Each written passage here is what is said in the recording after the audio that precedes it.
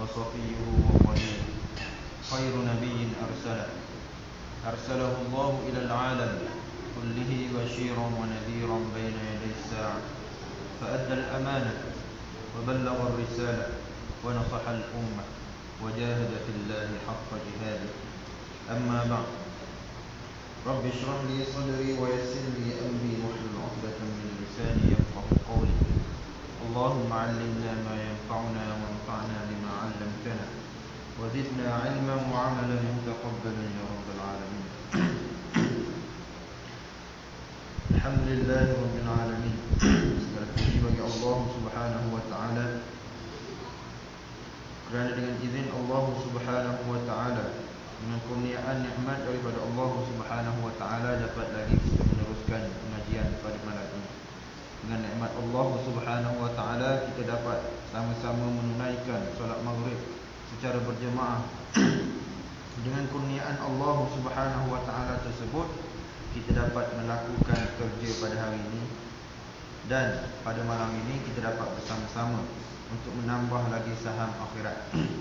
InsyaAllah kita mendoakan agar pengorbanan kita, masa kita korbankan untuk sama-sama kita bermuzakarah, mendengar kuliah pada malam ini, kita mendapat ganjaran daripada Allah Subhanahu wa taala. Kita jangan rasa bahawa masa kita yang kita tunggu selepas maghrib, kita tunggu comok gini ni, habis begitu saja. Tak, sebenarnya apa yang kita lakukan ini adalah kita akan mendapat ganjaran daripada Allah Subhanahu wa taala. Biarpun apa yang kita dengar tu kita dah tahu, walaupun apa yang kita dengar kita dah tahu, kita tetap mendapat ganjaran daripada Allah Subhanahu wa taala. Kerana Allah menjanjikan setiap majlis ilmu yang dilangsungkan, dijalankan itu mendapat keredaan daripada Allah Subhanahu wa taala. Jadi kita tak perlu risau. Kita tak perlu risau walaupun kita duduk cokoh, maknanya masa kita sambil menunggu waktu Isyak, kita duduk dalam surau ni, kita jangan merasa masa kita habis begitu saja. Tidak, sebenarnya kita mendapat ilmu-ilmu yang sekiranya kita tidak tahu lagi, dan kita mendapat, yang penting adalah kita mendapat ganjaran daripada Allah Subhanahu wa taala. Dan mudah-mudahan dengan ganjaran tersebut akan menjadi amalan mizan untuk memberatkan timbangan kita pada hari akhirat kelak. Jadi alhamdulillah, kita akan sambung pengajian kita berkenaan dengan jihad. Jadi kita telah sampai kepada peringkat dan adab jihad. Pada minggu lepas saya telah terangkan berkenaan peringkat yang pertama, iaitu berdakwah. Sebelum kita berjihad, berperang dengan orang kafir, kita hendaklah berdakwah. Jadi selepas berdakwah, dia ada turutan dia. Yang pertama sekali, kita perlu berdakwah kepada orang kafir yang tidak mahu mengikut agama Islam ini. Kita perlu berdakwah kepada mereka. Begitu juga kalau kita tengok dalam konteks kita sekarang ni, di dalam negara kita berbagai-bagai bangsa, berbagai-bagai agama.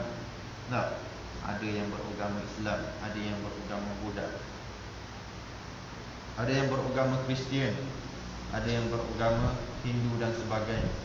Nah, jadi tugas kita adalah kita yang pertama sekali, kita berdakwah kepada dia. Cara macam mana kita berdakwah? Kita nak berdakwah kepada dia, pada orang-orang yang bukan Islam ini. Caranya ialah dengan kita berkawan dengan mereka, kita rapat dengan mereka. Bukan kita rapat dengan mereka dengan cara kita rapat je, bila rapat je dia minarok, kita minarok. Tak. Dia buat maksiat, kita buat maksiat. Tak. Kita berkawan, kita ada tujuan kita. Tujuan kita berkawan dengan orang yang bukan Islam, orang kafir ini adalah supaya kita dapat berdakwah kepada mereka, dapat mengajak kepada orang-orang yang bukan Islam supaya mendekatkan diri kepada Islam, supaya mereka itu memahami Islam, supaya mereka itu melihat akhlak-akhlak yang ditunjukkan oleh kita selaku umat Islam. Jadi dengan apa yang kita tunjukkan, moga-moga mereka ini akan tertarik kepada Islam. Nah, itu tujuan kita berkawan dengan orang bukan Islam. Bukannya kita berkawan dengan mereka ada udang di sebalik batu. Nah, berkawan untuk mendapat tender contohnya. Nah, kalau orang Cina itu orang atasan berkawan untuk mendapat sesuatu. Jadi tidak elok, maknanya tidak sepatutnya kita berkawan untuk mendapatkan sesuatu. Tetapi kita berkawan untuk kita mendapatkan sesuatu daripada dia. Hasil kita berkawan itu, kita berkawan dengan orang yang bukan Islam adalah tujuannya adalah untuk kita berdakwah, mengajak dia itu supaya dia bersama dengan kita di bawah naungan agama Islam. Jadi kita mengajak dia itu, kita telah berdakwah kepada dia. Kita ajak dengan cara kita berkawan, kita ajar dia, kita tunjuk, kita sikap contoh-contoh yang terbaik, contoh-contoh cerita kepada mereka. Orang-orang yang bukan Islam itu, ceritakan kepada mereka berkenaan sejarah-sejarah Nabi. Ada tak kita buat gitu? Kalau ada, alhamdulillah. Kalau tak ada, kita perlu buat begitu. Kerana kalau kita tengok di negara kita, masih lagi ramai orang-orang yang bukan Islam, yang tercari-cari siapakah yang akan memberi hidayah kepada mereka. Silap-silap kita yang akan mendapat azab daripada Allah kerana kita tidak berdakwah kepada mereka. Duduk sekali dah, kerja satu office dah, berkawan rapat dah, tetapi kita tidak cuba untuk memperkenalkan Islam kepada dia. Sudah pasti kita akan ditanya oleh Allah Subhanahu Wa Taala di hari akhirat kelak. Kenapa mu tidak memperkenalkan Islam kepada membermu? Mu rapat, sampaikan makan, boleh makan sekali, boleh keluar makan sekali, semua benda buat sekali, tapi kenapa dalam masa yang sama kamu tidak mengambil peluang untuk mengajar member rapatmu ni tentang Islam, mengajak orang-orang yang bukan Islam ini kepada Islam. Jadi tuan-tuan, hadirin, hadirat, kalau sekiranya kita mempunyai orang, maknanya kawan-kawan yang bukan Islam, yang masih lagi leka, yang masih lagi lalai, kita hendaklah ajak mereka supaya mendekatkan diri kepada Islam. Kalau kawan-kawan kita yang bukan Islam, kalau sekiranya kawan-kawan kita yang Islam, tetapi kawan kita yang Islam tu yang mengaku Islam, tak semayang, tak puasa, tidak menghiraukan hak mana baik, hak mana buruk, buat benda haram, minum arak, berjudi dan sebagainya, apa yang perlu kita buat? Sama juga, kalau kawan-kawan kita hak teruk sangat ni, kita perlu juga, wajib juga kita mengajak dia supaya dia insaf, supaya dia bertaubat kepada Allah Subhanahu Wa Taala, kembali ke jalan yang betul, meninggalkan segala perbuatan maksiat. Jadi itu tugas kita sebagai khalifah Allah Subhanahu Wa Taala di atas muka bumi ini. Kita yang diberi hidayah oleh Allah Subhanahu Wa Taala, diberi kekuatan oleh Allah Subhanahu Wa Taala. Jadi perlu dan wajib kepada kita melaksanakan dakwah kepada orang yang masih lagi belum mendapat hidayah daripada Allah Subhanahu Wa Taala. Dalam konteks sekarang ni bermacam-macam cara. Bermacam-macam cara boleh digunakan untuk menarik orang-orang yang masih lagi tidak mahu mendekatkan diri kepada Islam dan tidak mahu melaksanakan hukum-hukum Islam. Di antara yang paling popular sekarang zaman kita adalah Facebook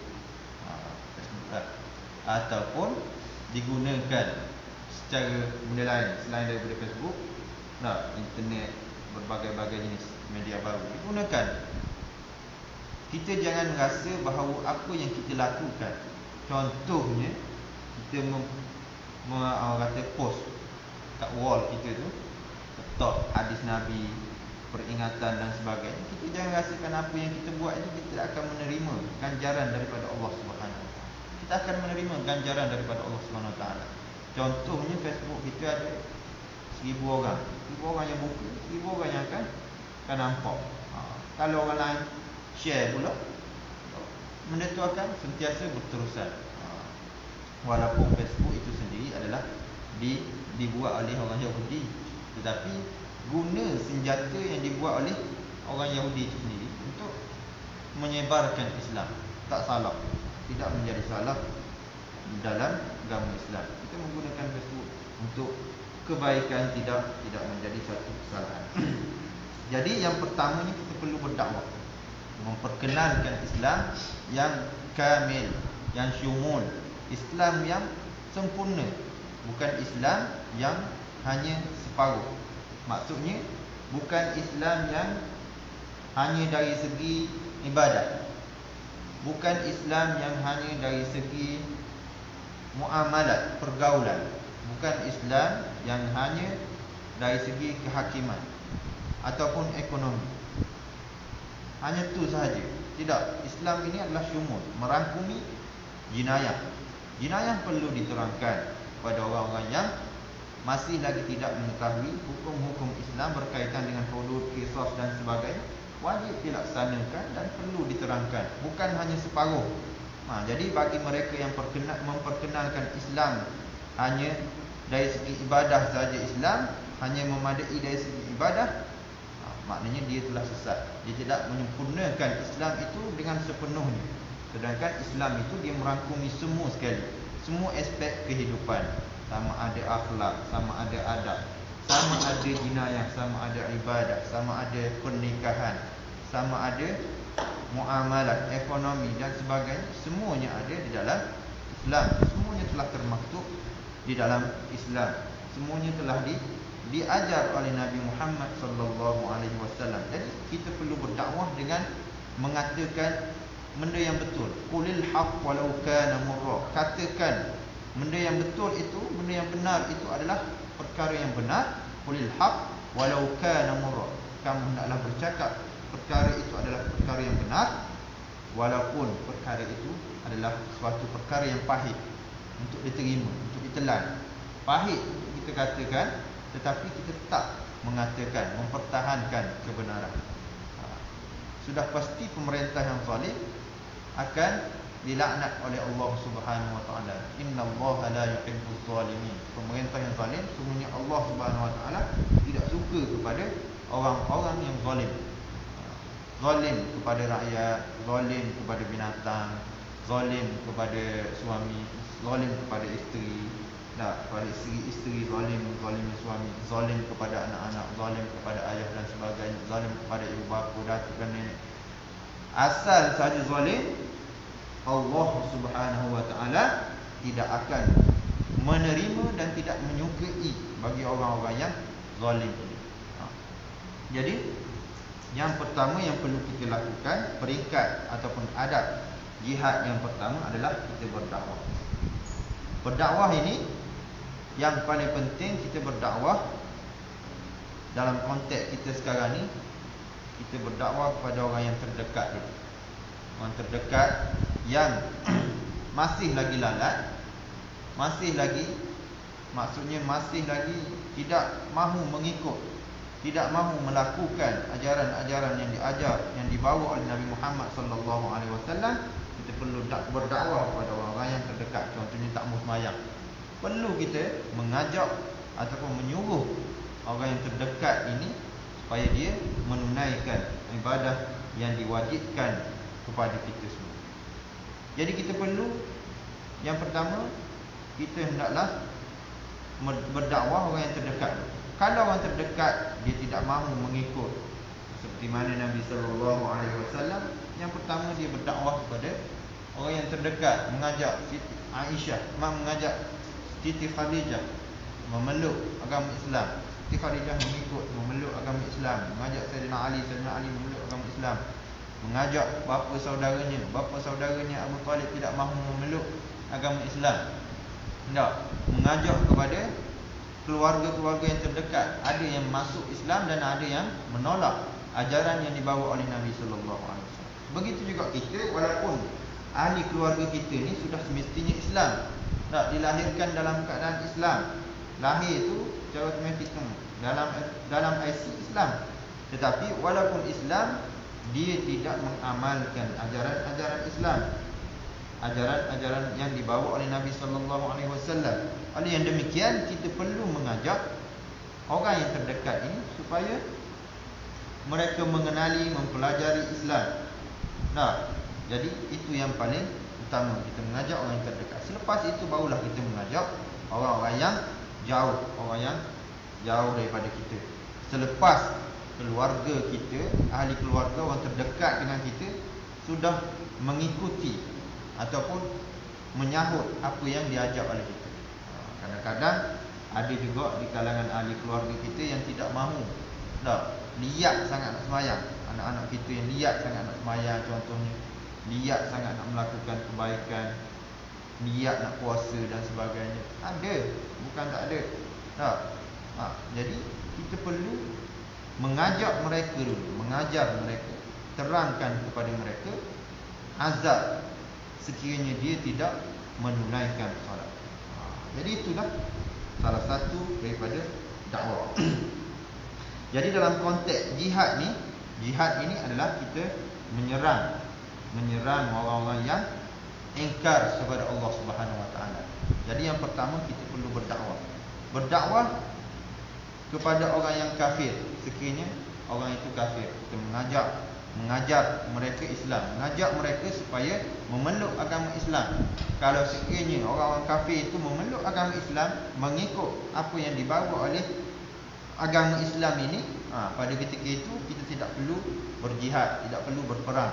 Kerana dengan cara kita mengajak dia supaya dia masuk Islam, dia menerima ajakan kita, jadi tidak perlu berperang. Dan Nabi mengatakan kepada tentera-tentera Islam supaya kamu jangan tamak.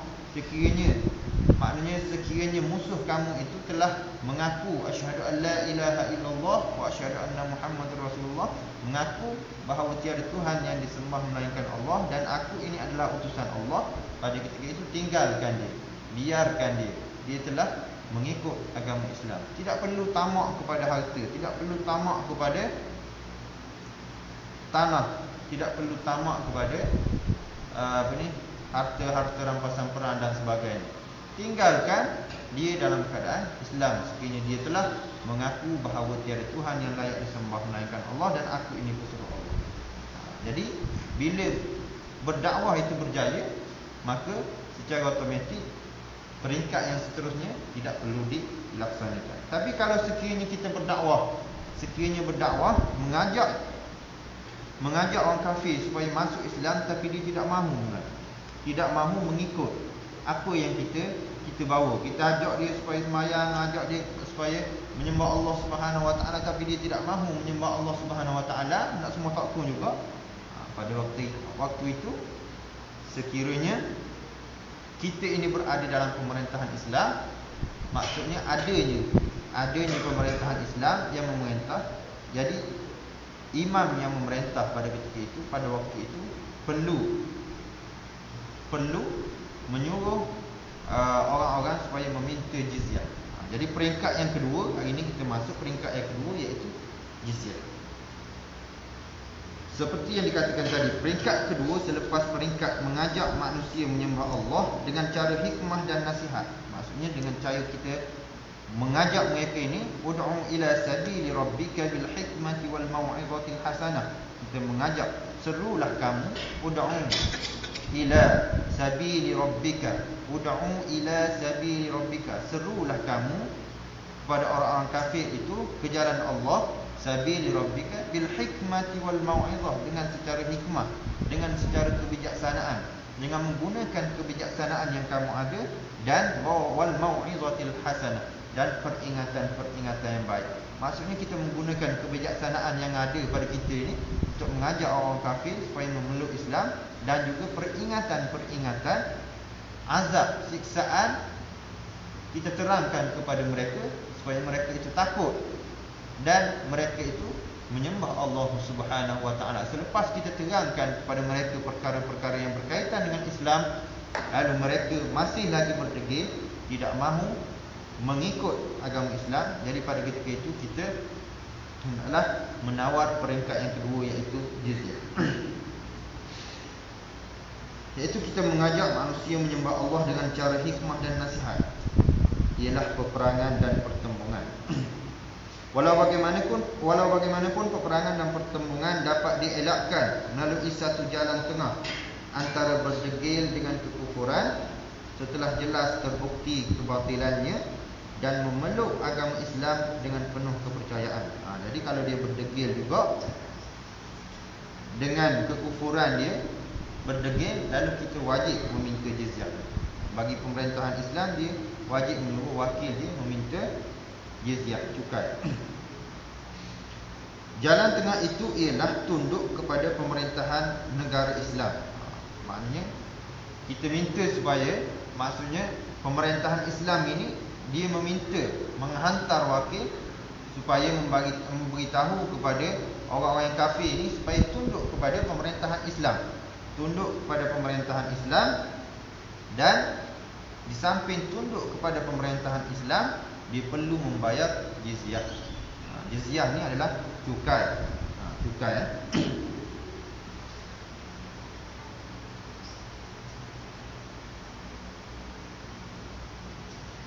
Jalan tengah itu ialah tunduk kepada pemerintahan negara Islam dan tertakluk kepada undang-undang syariatnya yang berkaitan dengan sistem sosial.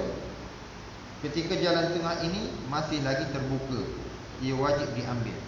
Maksudnya kalau dia dirasa, orang kafir ni dirasa, oleh kerana dia masih lagi rasa nak duduk dalam agama dia, tidak mahu masuk agama Islam, dia diberi satu pilihan, iaitu kalau kamu masih lagi berdegil, masih lagi nak juga duduk dalam keadaan kafir, duduk dalam keadaan menyembah Tuhan kamu, bukan menyembah Allah Subhanahu wa taala, tidak mahu mengikut Islam, kamu diberi satu pilihan, iaitu kamu adalah taat kepada undang-undang pemerintahan Islam.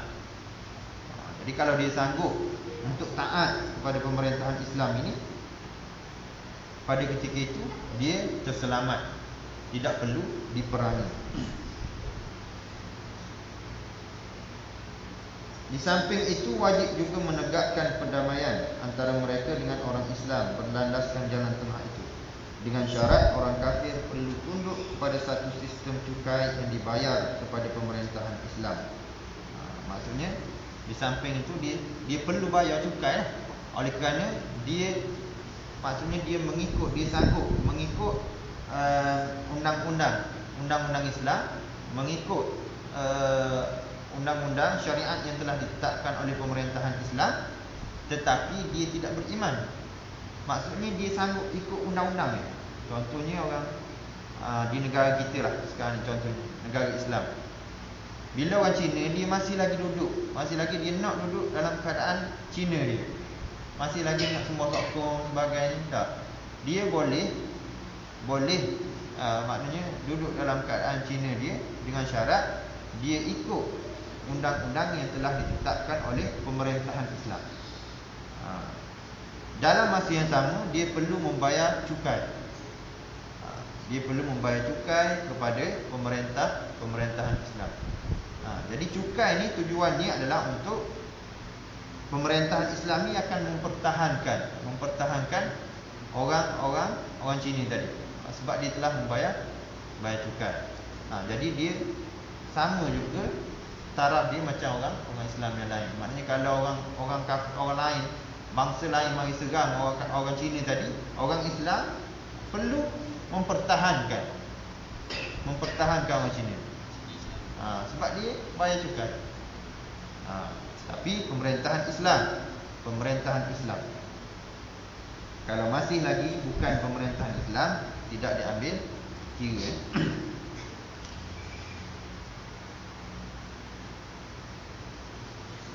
Seperti mana zakat yang dibayar oleh umat Islam. Maknanya seperti mana zakat. Jizyah ni macam zakat lah.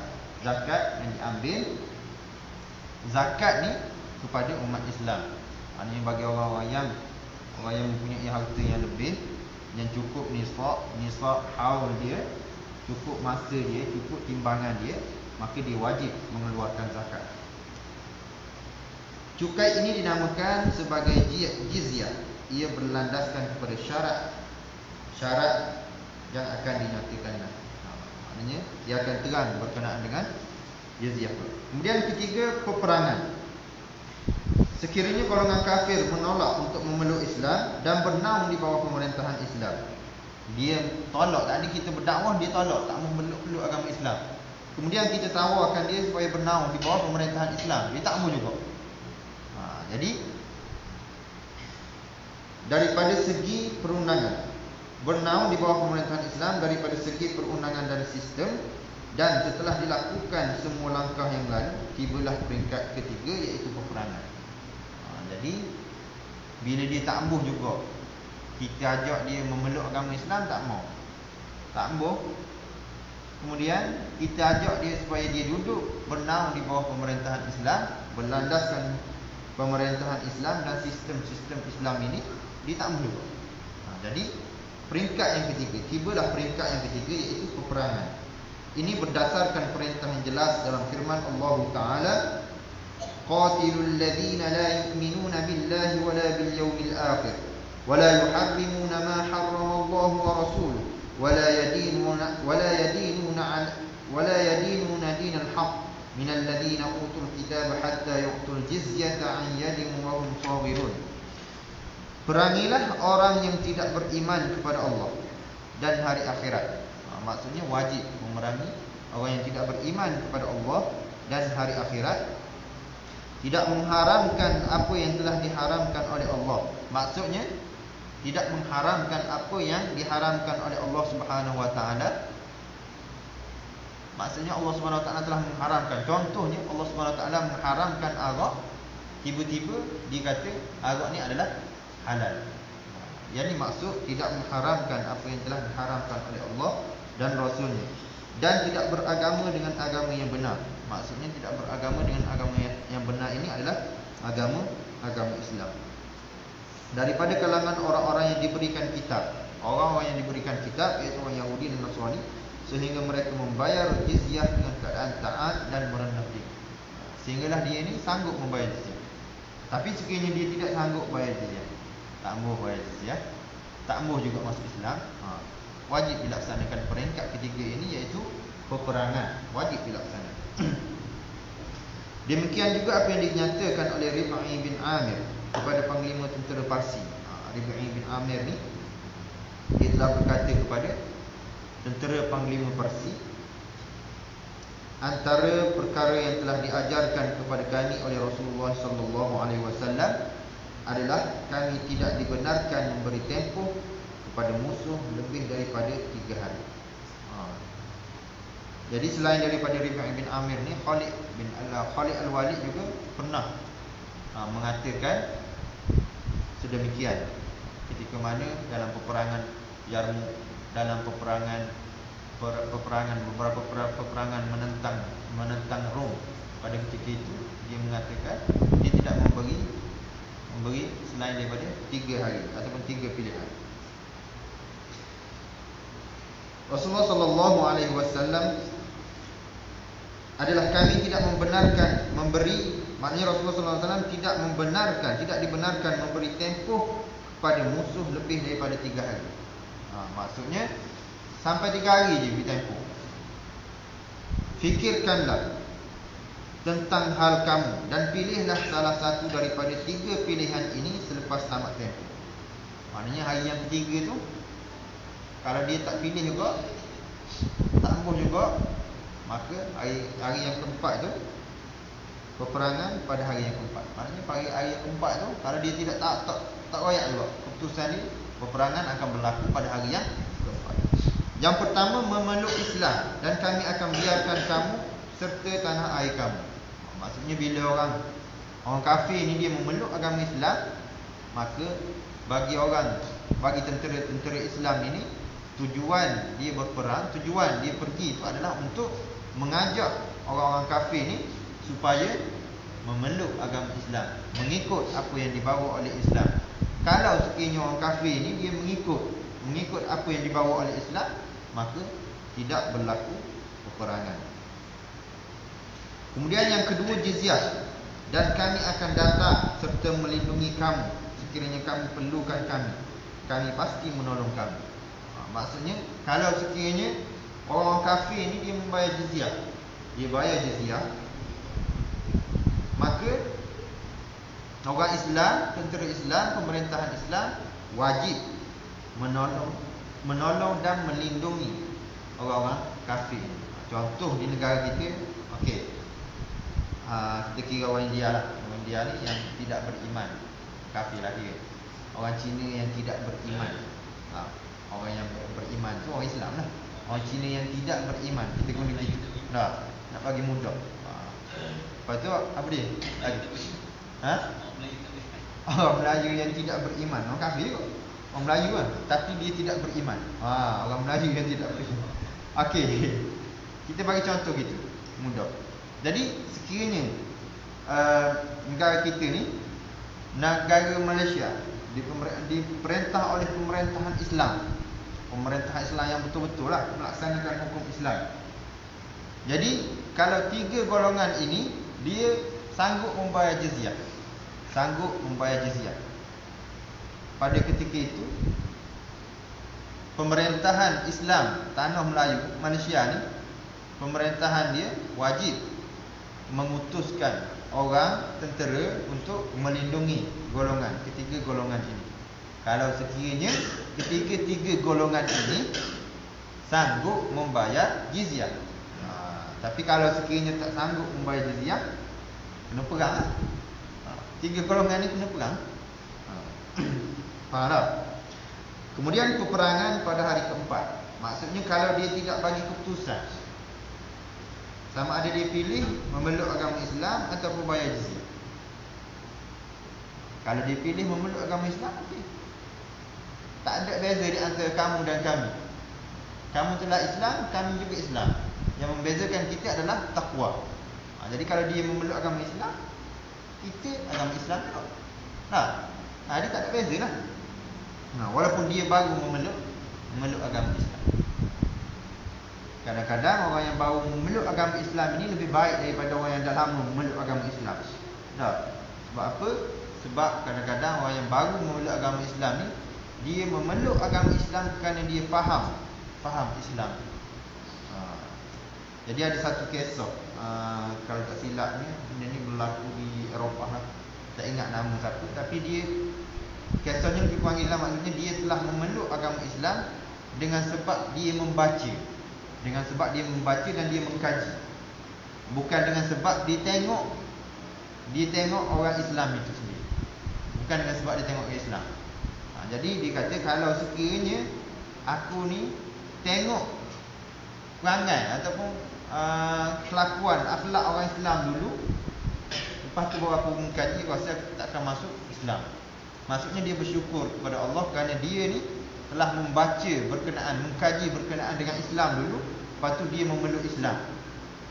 Sebelum dia tengok perangai orang Islam. Jadi kalau kita tengok orang Islam sekarang ni, tengok dalam satu benda dari segi kebersihan ni, nak banding dengan negara-negara Eropah, negara Arab Saudi ke, pergilah negara-negara Islam mana pun, Saudi ke, Syria ke, Mesir ke.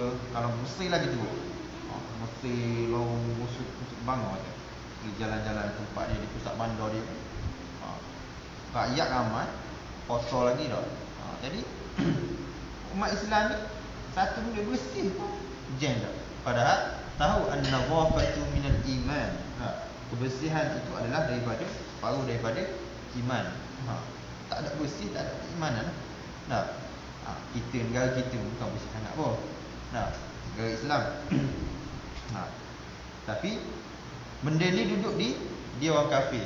Kita tengok di negara-negara Eropah contohnya, London, di Australia ke, mana-mana sajalah, dia orang memang mengamalkan kebersihan yang cukup. Yang tinggal kepada mereka ini adalah mereka ini tidak mendapat hidayah daripada Allah. Kalau mereka ini mendapat hidayah, mereka yang akan membimbing kita. Mereka yang akan membimbing kita, membawa kita, ajar kita macam mana nak bersih ni macam mana. Dia pula yang akan ajar kita. Okey. Kemudian siapakah yang diberi pilihan antara Islam dan jizyah? Orang kafir boleh dibahagikan kepada dua kumpulan berdasarkan sama ada mereka tertakluk atau tidak kepada jizyah. Pertama, golongan ahli kitab yang seumpama dengan mereka. Ahli kitab ialah orang Yahudi dan Kristian. Sementara mereka yang seumpama dengan mereka ialah orang Majusi. Termasuklah juga mereka yang mendakwa berpegang dengan ajaran Nabi Ibrahim alaihissalam atau Zabur Nabi Daud alaihissalam. Itu yang pertama. Kemudian yang kedua, mereka yang selain daripada di atas.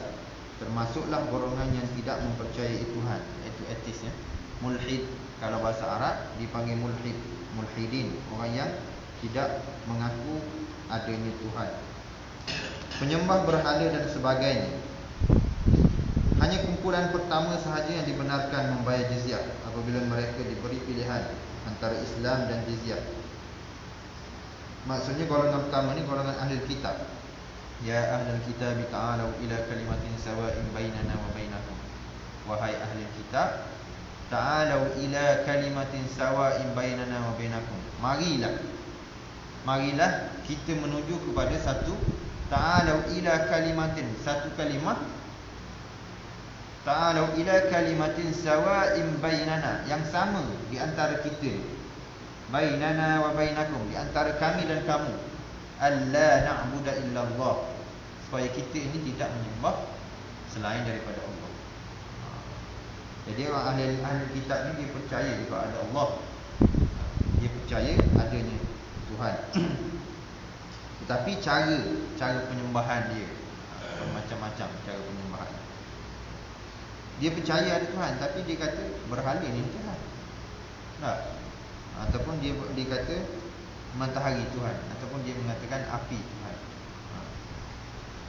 Golongan ahli kitab yang seumpama dengan mereka. Kitab ahli kitab ialah orang Yahudi lah.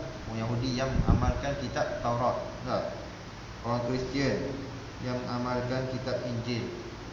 Begitu juga orang yang mendakwa mengikut ajaran yang dibawa oleh Nabi Ibrahim alaihissalam atau Zabur yang dibawa oleh Nabi Daud. Itu dinamakan ahli kitab. Selain daripada Al-Quran lah ahli kitab ni. Jadi hanya kumpulan pertama sahaja yang dibenarkan membayar jizyah apabila mereka diberi pilihan antara Islam dan jizyah. Ini berdasarkan ayat yang dinyatakan di atas dan juga hadis Rib'i bin Amir. Mengenai golongan Majusi, Nabi SAW telah mengeluarkan perintah agar mereka dilayan sama seperti ahli kitab dalam mengenakan jizyah. Jadi Majusi pun, orang Majusi pun, mereka ini perlu dilayan sama seperti mana ahli kitab. Majusi ni adalah orang yang menyembah api, agama yang menyembah api. Dan agama yang menyembah api ini, orang yang beragama Majusi ni, dia asalnya yang terkenal di Parsi. Di Parsi, negara Parsi lah.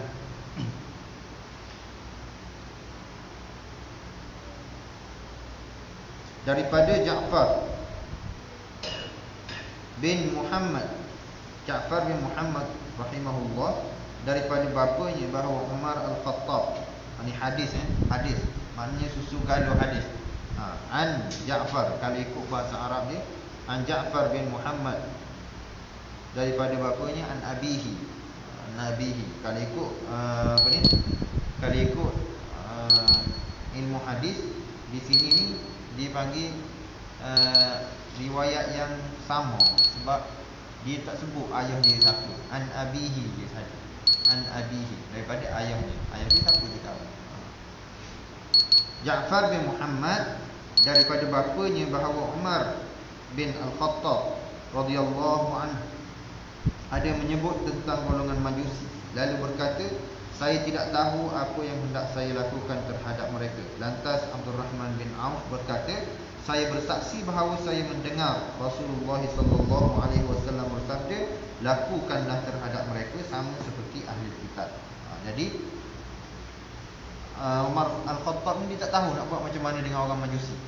Tapi Abdul Rahman mengatakan, dia bersaksi bahawa Rasulullah SAW mengatakan, lakukanlah mereka ini seperti mana ahli kitab. Daripada Amr bin Auf Al-Ansari radhiyallahu anhu bahawa Rasulullah sallallahu alaihi wasallam telah mengutus Abu Ubaidah bin Al-Jarrah ke Bahrain untuk memungut jizyah. Jadi Rasulullah sallallahu alaihi wasallam mengutuskan Abu Ubaidah Al-Jarrah ni. Abu Ubaidah Al-Jarrah merupakan salah seorang daripada panglima angkatan tentera pada zaman Nabi Muhammad sallallahu alaihi wasallam, pada zaman Sayyidina Abu Bakar, Sayyidina Umar Al-Khattab. Jadi pada zaman pemerintahan Abu Bakar As-Siddiq, Khalid bin Al-Walid adalah panglima angkatan tentera pada ketika itu.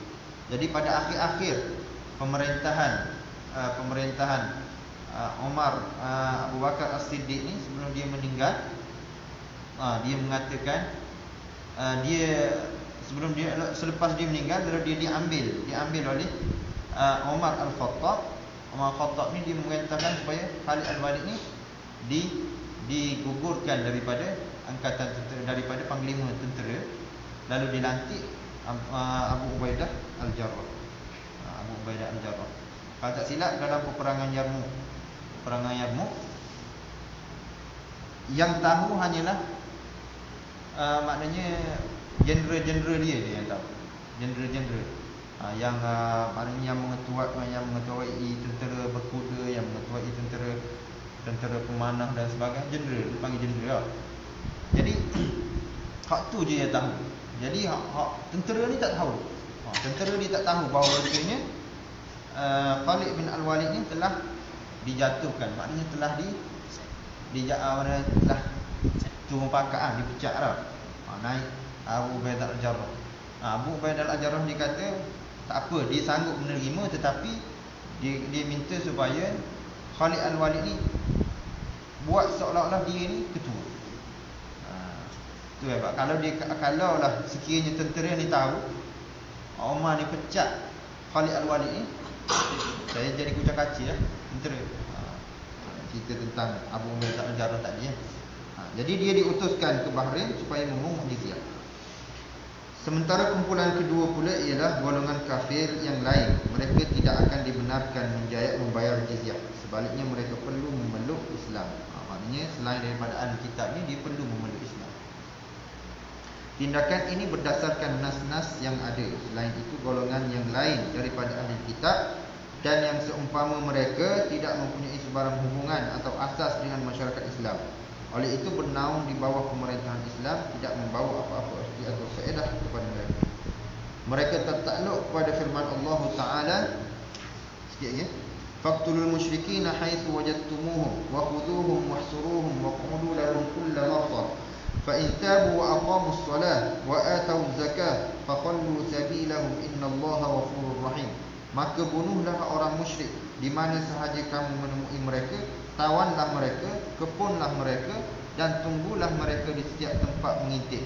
Sekiranya mereka bertaubat daripada kekufuran, mendirikan sembahyang dan memberi zakat, maka biarkanlah mereka tanpa diganggu. Maksudnya dia memeluk agama Islam. Sesungguhnya Allah Maha Pengampun lagi Maha Mengasihani. Ini bertepatan dengan sabda Rasulullah sallallahu alaihi wasallam, umirtu an uqatila an-nas hatta yashhadu an la ilaha illallah wa anna Muhammadar Rasulullah wa yuqimus salah wa yu'tuz zakah fa idza fa'alu dhalika 'asamu minni dima'ahum wa amwalahum illa bihaqqil Islam wa hisabuhum 'ala Allah. Maksudnya saya diperintahkan agar memerangi manusia sehingga mereka bersaksi bahawa tiada Tuhan melainkan Allah dan Nabi Muhammad adalah utusan Allah, mendirikan sembahyang dan menunaikan zakat. Sekiranya mereka melaksanakan semua perkara itu, mereka telah memelihara darah dan harta mereka daripada